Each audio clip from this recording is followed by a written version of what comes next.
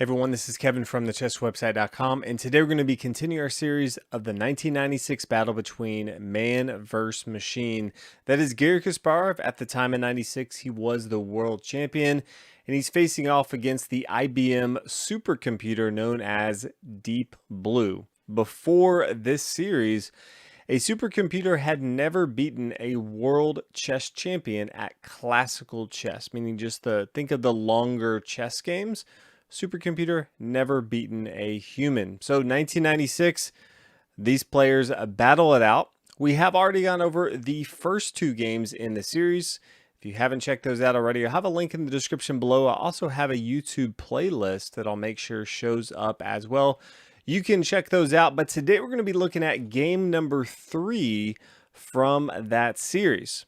Just to make sure you understand how we got here. In game 1, Deep Blue, playing the white pieces, played the Alpen opening versus the Sicilian defense from Garry Kasparov, and Deep Blue went on to win that game. The first time a supercomputer had ever beaten a world champion was in this match right here, game number 1. Garry Kasparov came back in game number 2 and said, we're not going to be doing this. I'm the world champion here. And he ended up winning game number 3, which brings us to game number 3 that we're going to be looking at today. So white's going to be played by Deep Blue, the supercomputer. Black's going to be played by Garry Kasparov, the world champion. Deep Blue starts out with e4. Garry responds with c5, the Sicilian, and then pawn to c3. This is exactly how Deep Blue started out in game number 1. This is the Alpen variation in the Sicilian defense. If you haven't already seen the video on this opening, I do have a video already made. Have a link in the description below. But that'll let you understand how this opening actually plays out. Many people view it as the anti-Sicilian, but it had success in game number 1. So, hey, why not go back to the same opening that won for the IBM supercomputer? Garry Kasparov plays d5, usually going to be playing knight to f6 or d5. Both are pretty common here.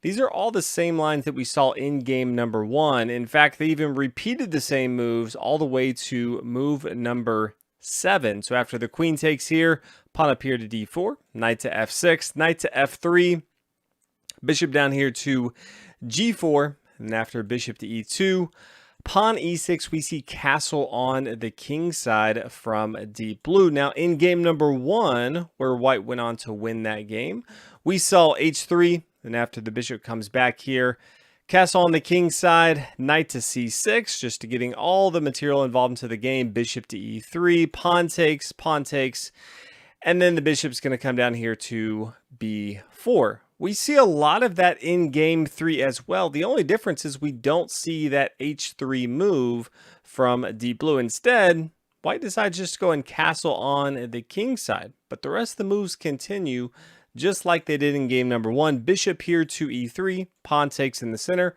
pawn recaptures, bishop here to b4, and now pawn to a3, forcing the bishop to come back here to a5.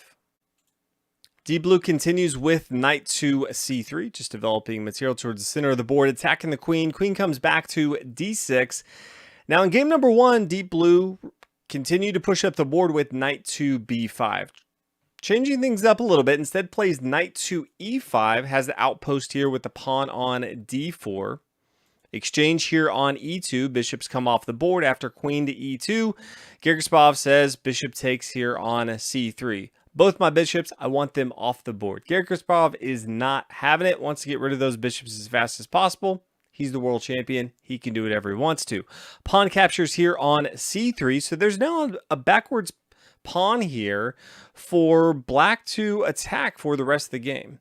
But this position is pretty complicated, and Garry Kasparov continues with knight takes here on e5, so exchanging more minor pieces.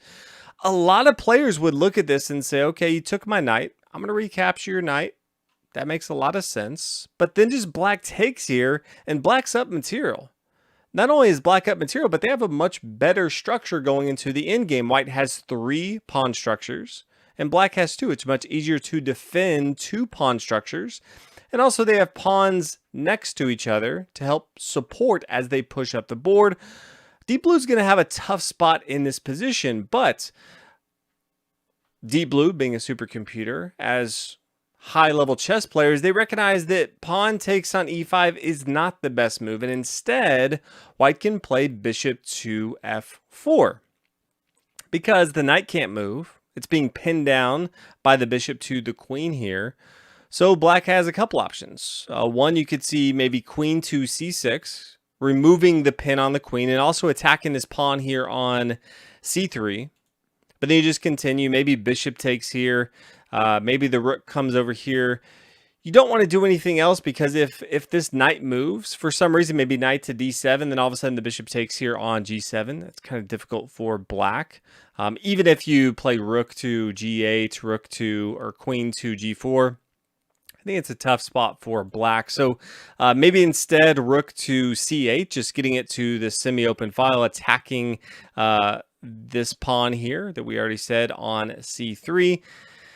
But then after the exchange, double pawns here on the f file, not as bad since it's coming towards the center of the board, but now black has 3 pawn structures, white has 3 pawn structures. Not all that bad. Rook to b1, attacking this pawn here on b7. That's how play could have continued if the queen came to c6. Another option is to just move this knight. You could play knight to f3 check, but then that doesn't get you in a better position, in my opinion. Queen takes here on f3, queen to d5, maybe queen over here to d3. Instead, I really like the option of knight to d7. This still protects this knight here on e5. So if they were to take with their pawn, we could just bring the queen back here to c7. Now, as far as material, both sides are equal, but I think that black has a better endgame because of the 3 pawn structures.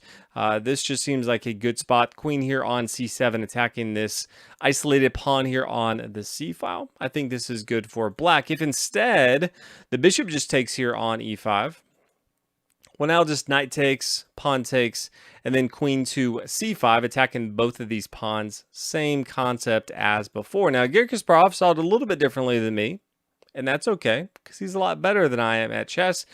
He decided in this position to play knight to f3. After the queen takes here on f3, queen to d5. So Garry Kasparov, maybe he's just looking to exchange material. He lost game 1, remember, when Deep Blue played the Alpen. And so maybe he's just saying, let's get all this material off the board, let's get a draw, and let's pack it in. I have the white pieces going into game number 4, and I expect to win that game. Queen over here to d3, rook to c8, attacking this pawn that we talked about was going to be a threat for black for the rest of the game, and then rook here to c1. Garry Kasparov continues with queen to c4, just saying, please, please exchange queens on the board. That's exactly what we get from Deep Blue. Rook comes down here, takes here on c4. Rook to b1, attacking the pawn up here. Kasparov responds with pawn to b6, and this is much better than just taking this material right here. Black takes on c3, rook takes on b7, and then how does black really continue? This pawn is under attack right here. It's very difficult for black to really hold on to that castle on the king side and then lose the pawn on a7.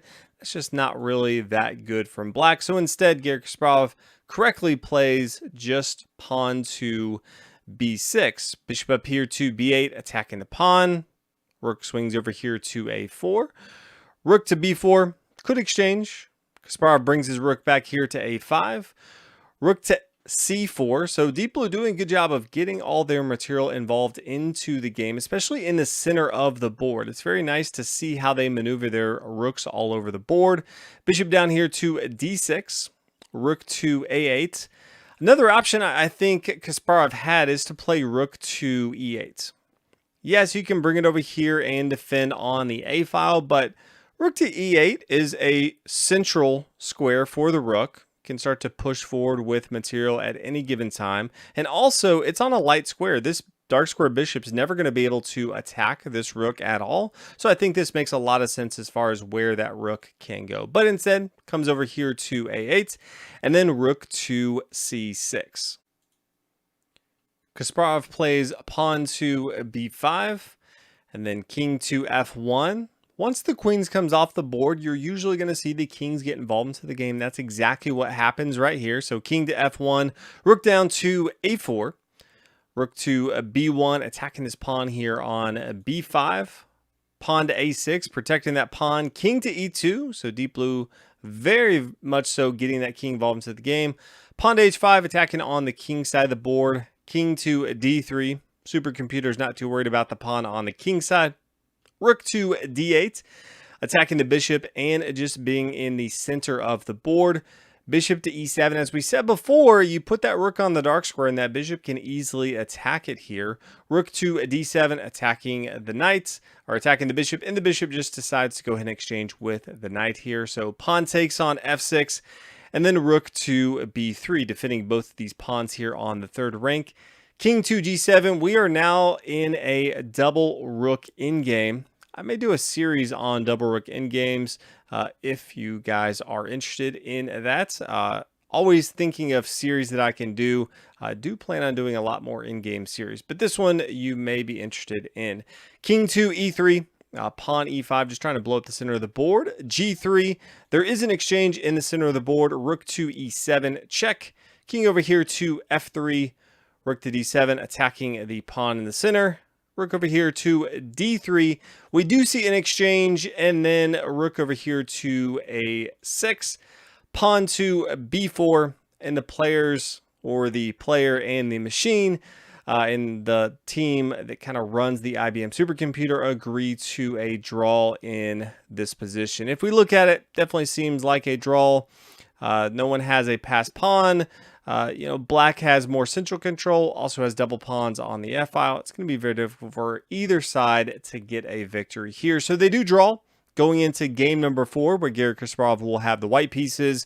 We are all tied. Remember, Deep Blue winning game 1, Garry Kasparov winning game 2, and now a draw in game number 3 for man versus machine. So hopefully you guys enjoyed this video. Let me know what you think in the comments below. If you made it all the way to the end of the video, if you wouldn't mind putting 100 at the end of your comment, that'll let me know that you made it all the way through. Have made a few changes in the video. People asked that I put the respective player under the board so they could tell who is white and who is black. Let me know what you guys think of that. I am always looking to improve the video, so you can tell that I'm reading the comments and making adjustments. Also heard some feedback around the lining up of voice and video. Let me know if that is good as well. If there's other series you want me to do after Deep Blue, I think I have a couple more games to do in this series. Let me know. I'm definitely looking for a longer series that I can analyze. But thank you guys so much for watching the video, and I'll see you guys next time.